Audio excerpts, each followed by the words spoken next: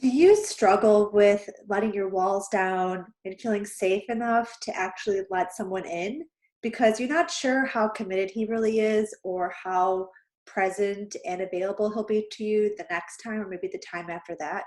Or maybe you've been hurt before and it's really hard to forget that pain as much as you work on yourself to really let him in again and really believe and feel grounded and safe enough again to actually have the relationship back on a happy footing. I'm Kristen. I'm the creator of the 7 subconscious stories that keep you from Mr. Right and also the 5 steps to Mr. Right. I think I might have messed those names up a little bit. Excuse me for that. I've been in the practice of helping women in relationship for almost a decade, and I'm very happy to offer you some guidance as well. So I get it. I receive dozens of messages from women just like you who also share with me that they don't feel like there's any good men left and they don't trust anyone really to be able to be the quality person they want to be. They feel like their time has expired, and it doesn't matter if you're 37 or if you're 77. A lot of women are feeling the same exact way. And I just want to let you know that you don't have to feel that way. And actually, there are some doors that I want to open up for you today. I am all about taking charge and working with what you have control over and controlling other people and manipulating them or just getting them to do something that's positive for you. I don't really feel like that's the right way to go about things. Instead, I want to bring things back to you about what you can control. Not saying anything's wrong with you, but just saying that there's opportunities here that may be relevant for you to look at.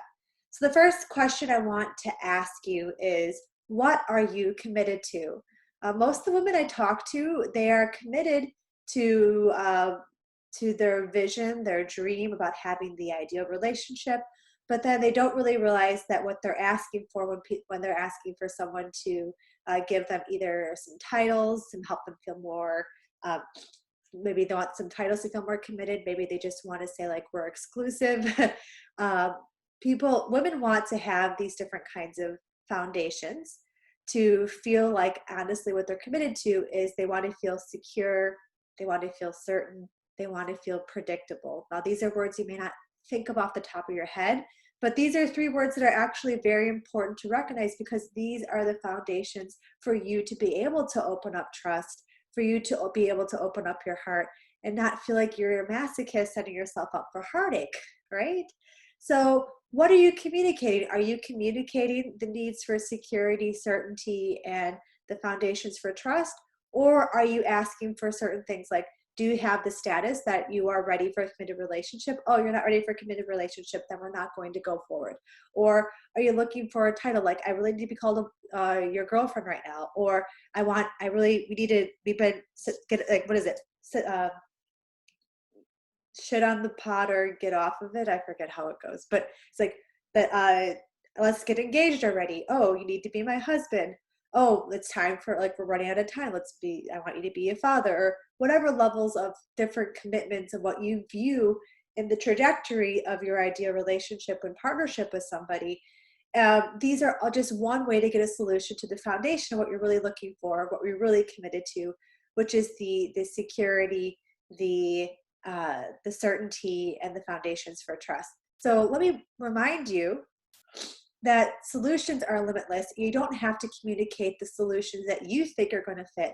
In fact, when you involve your partner, even if it's a new date, that you are actually inviting a solution that together that builds a foundation for a stronger relationship going forward. So even if you've been dating for decades or for just one day, communicating and working towards a shared goal is something that really builds a bond that does create that security and stability just in the process of doing it. So the way that you create the strong solutions is that you first have to understand what your most important values are.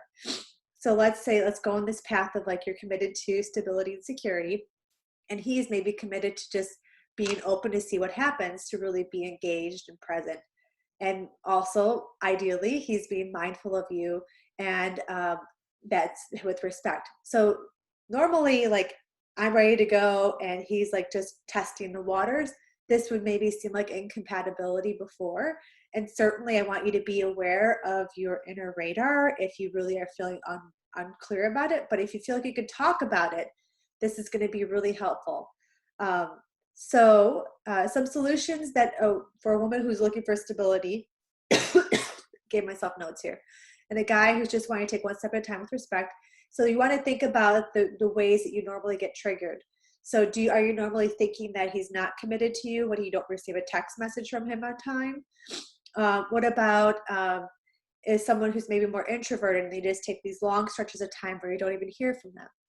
You need to really be mindful of the ways that you're triggered so you can create some guidelines together around it. So for example, if you find that you're somebody who really likes to have the lifeline pulse of somebody, you would be probably very good to talk about text messaging preferences and styles, and maybe even how often. Like maybe there's somebody who works and they can't be seen on their phone, otherwise it could be damaging to their job security, right? So it would be helpful to say like, oh, I really like to text message, and just send some positive words your way, maybe receive that too. What kind of messages do you like to receive and how often? So what I'm doing there is I'm stating what my preferences are in a very I'm trying not to be demanding about it. And I'm also inviting him to tell me about his style. And then together you could work out something that really works for you. Oh, okay. So it sounds like you're so I'm just going to go right into the role playing again. So it sounds like that you tend to text message mostly at night. Would you want to do that with me for while we try things out? Sure. I mean, it's kind of awkward, but let's lean into the awkward because there's fruit coming from the awkward. These types of awkward conversations that I often invite people to do. It's not to try to make you look weird or awkward, but actually just to get you to something meaningful to relate to. And actually, I find that the more I've leaned into awkward in my life, the more fruitful relationships and deep connections I've been able to make right away. So don't shy away from the awkward. Like speaking your truth with respect to his truth is something that's really valuable and useful. Second, one that I gave as an example for is like maybe he is an introvert. A lot of the women I work with actually are introverts and empaths, and you actually may do better having more personal time and some space alone because that's your time to recharge than always constantly be text messaging, going out, like you maybe seem like a homebody, maybe you feel judgmental about that. But this is an opportunity for you to say, actually, I'm quite introverted. Are you familiar with introverts? Um, and they may say, oh yeah, blah, blah, blah. And it's like, yeah, so one of the things that's really important for me to feel energized is to have some time alone. And if I'm a little bit distanced, then it's because I'm just taking some time to recharge and be on my own. And I'll definitely will circle back with you later. I just want you to know that please don't take it personally. I'm just taking care of myself too. And so what you're communicating there is your own boundaries and your own needs, but you're also communicating a self-awareness and intelligence that many women don't really share until very long after. And if you're just starting to date somebody, this is actually a really amazing opportunity for him to see, wow, she really has self-awareness. This is a really mature woman, someone that's really exceptional, actually. The way that he responds to your invitations here about how to relate to you the most effectively and how to help you feel safe and secure, because trust me, men want that too.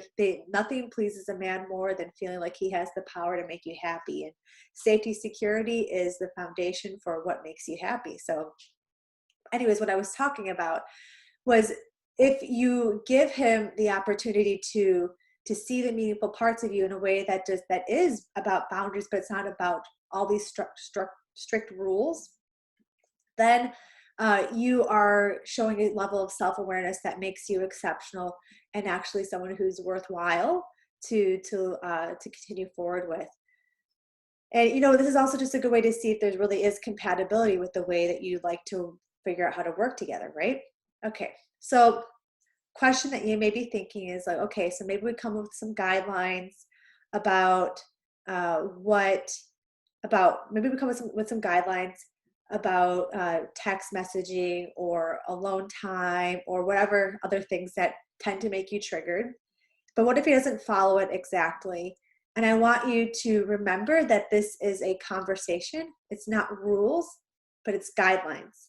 So guidelines are always something that helps you, it helps you communicate what is be supportive to you and how you support him.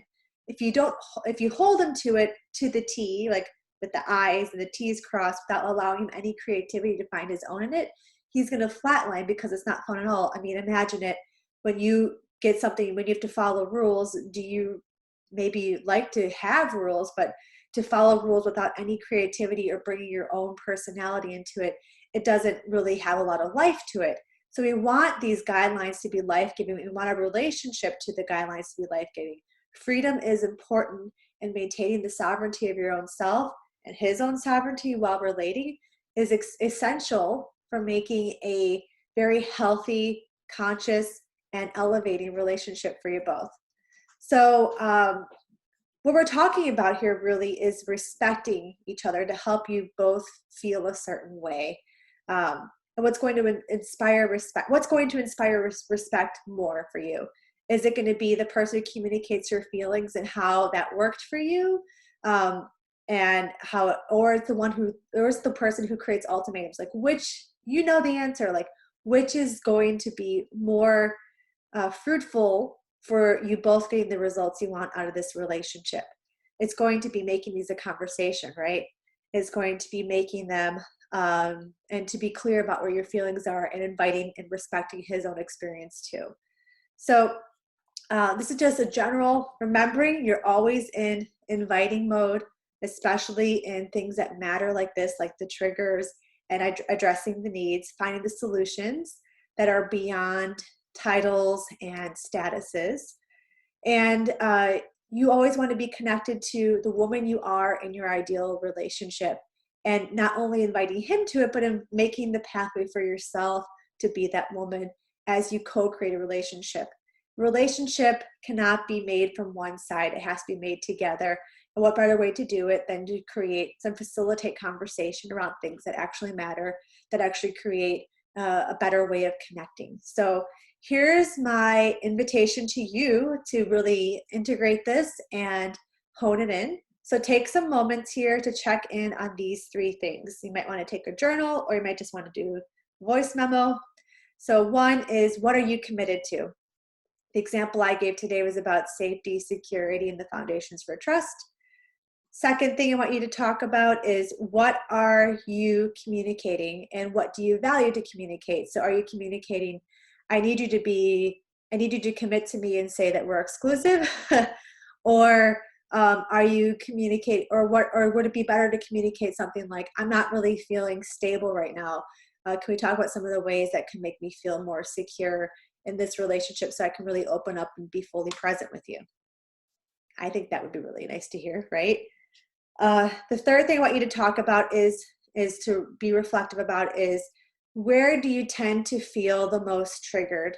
Because this is where the most valuable guidelines to co-create with your partner will be. So with that, I let you go, and you can put down in the comments. You can send me an email at inspirekristen.today to let me know what you came up with. And I would love to hear that and give you some feedback if you wanted, or just even be a sounding board, because sometimes when you have someone to talk to, it makes it real. So this is for you. And with that, I will let you go until next time.